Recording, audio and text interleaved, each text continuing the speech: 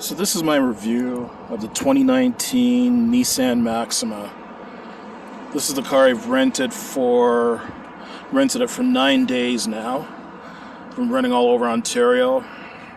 So this is what the back of it looks like.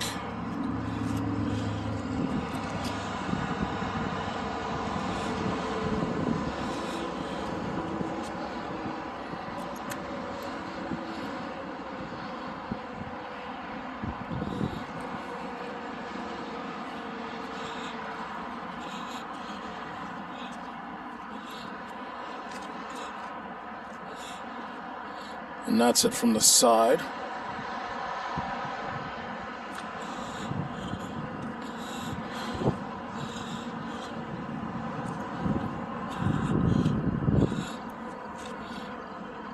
And there's the front of it. And I know I'm shooting this at nighttime. The lighting over here is fairly good. It's fairly bright.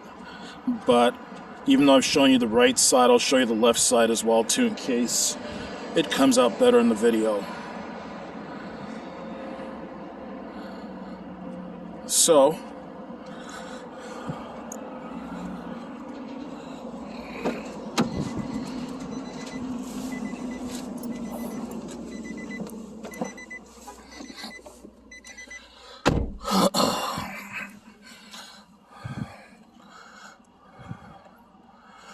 So this is the interior of it. Like, I know when you look at it outside, it's a pretty small looking car. It is. Like, it's one of the smallest cars on the road. As a matter of fact, only 2 cars I can think of on the road that are, at least on Canadian roads, that are smaller than this right now are, of course, the Smart car, the Smart for 2, and the Scion IQ. Other than that, this is, I guess, pretty comparable in size to like a Toyota Yaris, a Mazda 2, a Mitsubishi Mirage, a Chevy Spark, like something along those lines. Like it's a subcompact.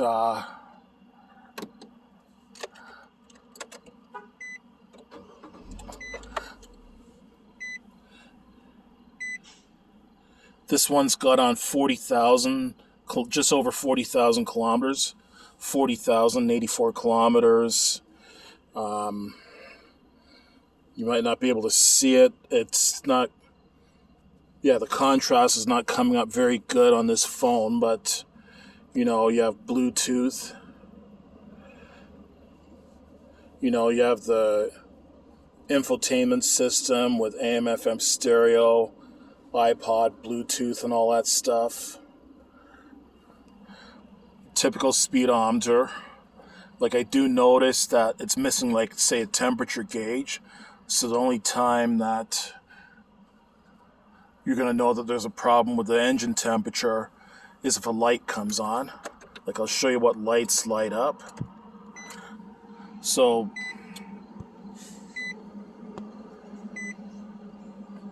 those are the lights that come up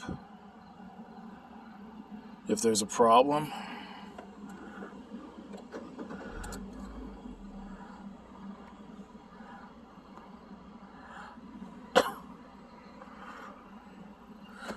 Yeah, in terms of interior space, it's not bad for a car of its size. Like, this is a 4-person car. Now, it depends on the size of the 4 people. Like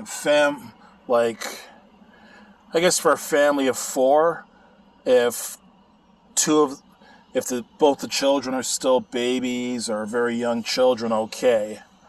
But 4 adults in a car like this would not be very comfortable. I'm comfortable by myself in this car. Like, I mean, I'm 6'1", about 320 pounds, and I'm pretty comfortable in this car. I've driven this car in the last 9 days. I've driven it over 2,000 kilometers, and I found it to be quite comfortable. And some of the features, so besides the Bluetooth, the infotainment system that you can wire your Bluetooth into, Like, for example, what I've been doing is I've got a bunch of playlists on my YouTube channel. As a matter of fact, why don't you check those out next time you're checking out my channel? Check out one or several of my playlists if you want. In my opinion, they're pretty good playlists. But what I've been doing is playing my playlists through the stereo. Another thing that's kind of cool, maybe it's standard equipment and all, or most cars now, but yeah. So you got the USB port for charging up your phone and your devices like your tablet, laptop, whatever.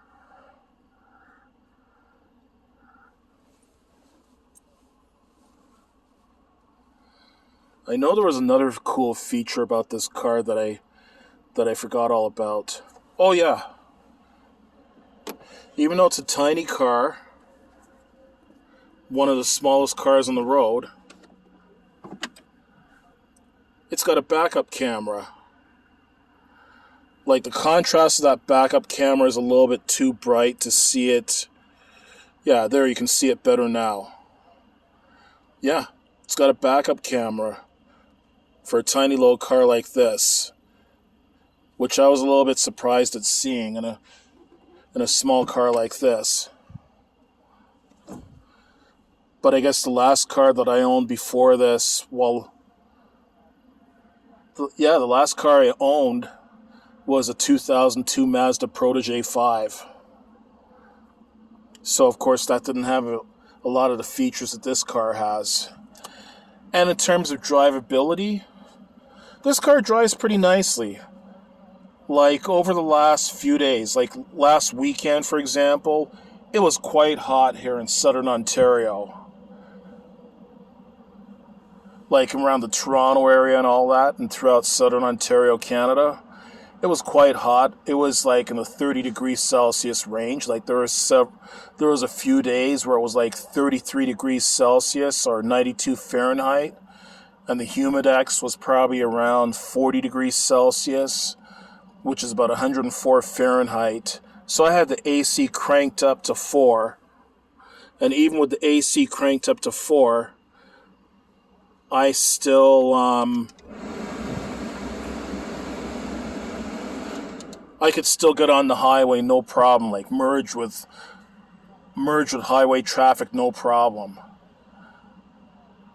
Like, for the most part, the speed limit on our highways here is 100 kilometers an hour, or about 60 miles an hour.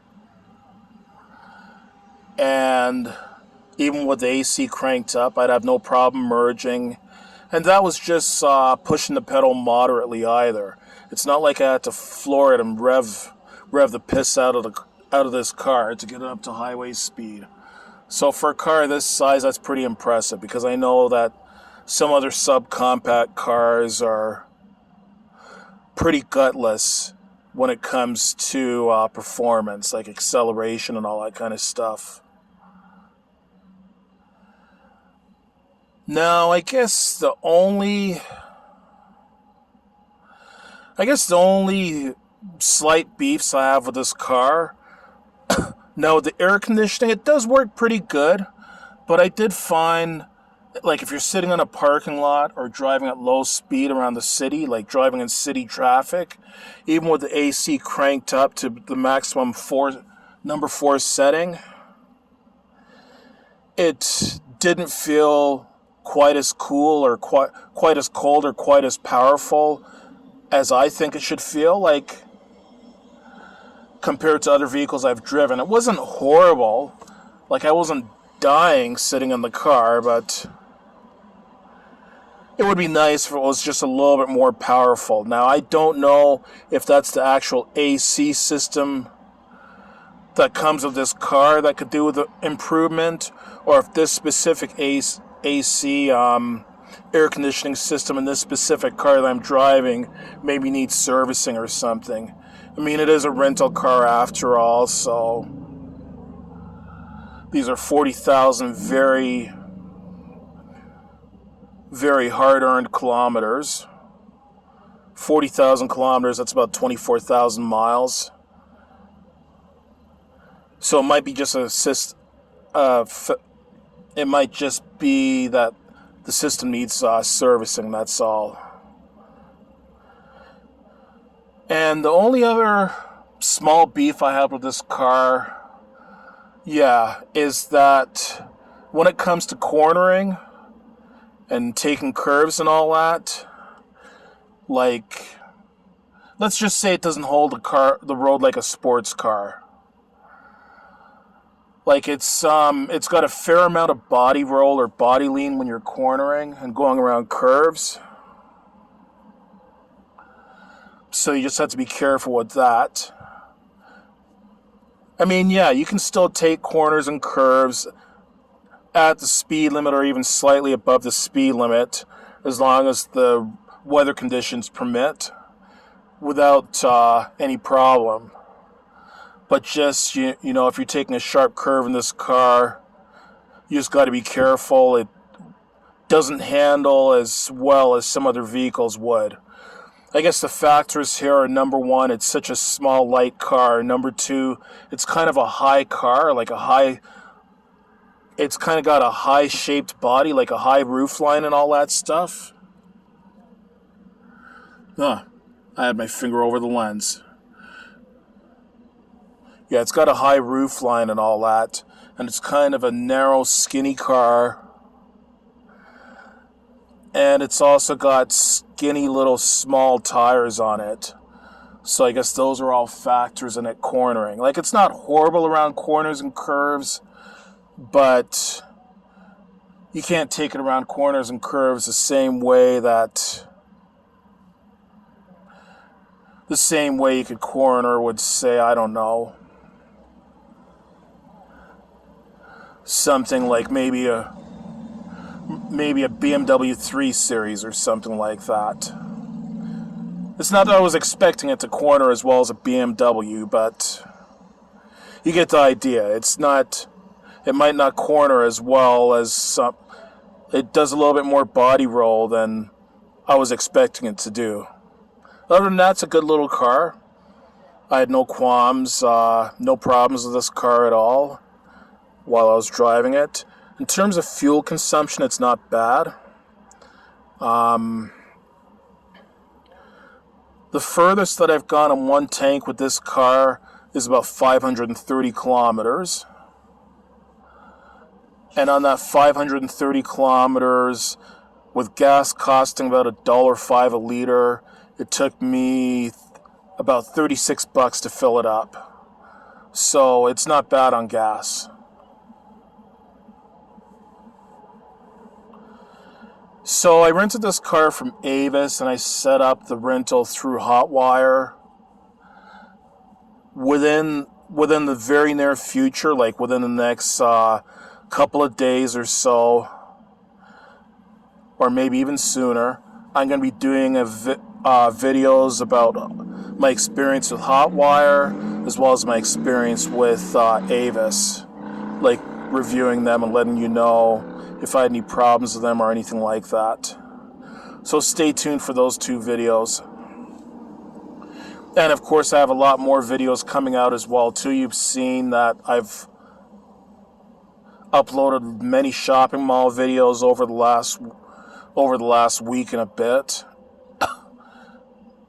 And like in my trip around southern Ontario, I've covered the entire span of Highway 401, basically from Windsor to the Ontario-Quebec border. I also went up to Barrie as well too, and went up to Peterborough. So I've done a lot of running around. So I've got lots of shopping mall videos that have come out, and I've still got more shopping mall videos to come out. I've also put out I've also been to, I think it's 23, I believe it's about somewhere in the neighborhood of 20 to 23 en route service centers, like the highway side service centers along the 401 and the 400. I've been to pretty much all of them and filmed all of them. So some of them I've already put out on my channel, and I'm going to have more to come over the next few days. So just keep an eye on my channel. Don't forget to like, subscribe, and check out the other videos on my channel, and check out the playlists on my channel too. And share it with your, share it with other people, other YouTubers, family, friends. Encourage as many people as you can to subscribe to my channel. I would like to get, I'm around 478 subscribers now. The sooner, I wouldn't mind getting to 1,000 subscribers by the end of this year, if possible. I know that's sounds like a pretty lofty goal, but yeah, it would be nice if I could hit 1,000 subscribers by the end of this year. And as for all of you that have watched my videos, that have checked out my channel, I appreciate it. Thank you very much. Appreciate all the views. And please continue to view. And I will continue to put out material on this channel. Thank you and have a good night.